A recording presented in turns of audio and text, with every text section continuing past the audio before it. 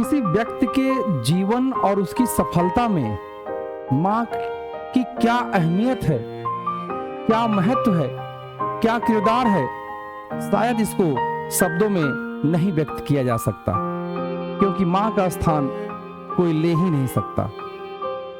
एक विद्यार्थी जब अपने घर से शहर पढ़ने को आता है तो क्या स्थिति होती है माँ की, उसी पर आधारित ये मेरी चौथी स्वरचित रचना है।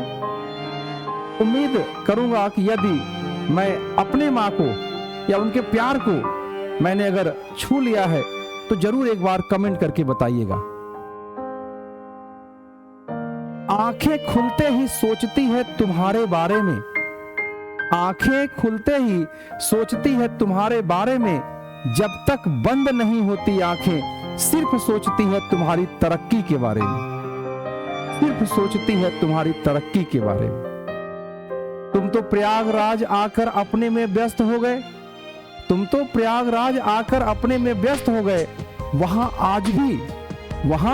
आज भी तुम्हारी पसंद के खाने पर, तुम्हारी पसंद के खाने पर आंसू नहीं रुकते मां की आंखों में। किसी से जिक्र हो, किसी से जिक्र हो या प्रभु परमात्मा से प्रार्थना, हर बात में तुम रहते हो, हर बात में तुम रहते हो। तुम्हारा कमरा हो या तुम्हारे कपड़े, तुम्हारा कमरा हो या तुम्हारे कपड़े, तुम्हारे ना होने पर भी, तुम्हारे ना होने पर भी मां को लगता है तुम हो घर के हर कोने में, तुम हो घर के हर कोने में। अब आप प्रयागराज में क्या करते हैं, उस पर भी दो पंक्तियां हैं कि तुमने पार्टी में पैसे नहीं उड़ाए हैं, तुमने पार्टी में पैसे नहीं उड़ाए हैं, तुमने मां के अरमान को उड़ाया है, तुमने मां के अरमान को उड़ाया है। फुर्सत मिले तो एक बार झांक लेना अपने आईने में, फुर्सत मिले तो झांक लेना एक बार अपने आईने में।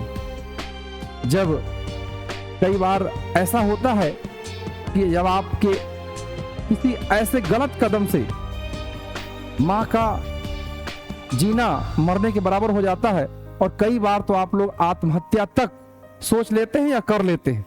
ऐसे में क्या स्थिति होती होगी कि कदम उठाने से पहले सोच लेना परिणाम को, कदम उठाने से पहले सोच लेना परिणाम को। क्या फर्क पड़ेगा मां के जनाजे में, क्या फर्क पड़ेगा मां के जनाजे में।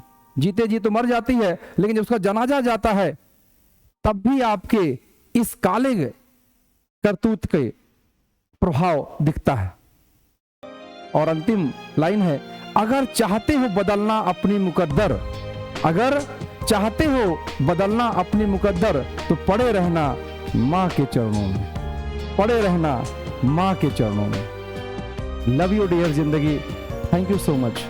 अगर आपको यह मेरी स्वरचित कविता पसंद आई हो तो एक बार जरूर कमेंट करके ये एहसास दिलाइएगा कि आपने मां के प्यार को छुआ है। बहुत बहुत धन्यवाद।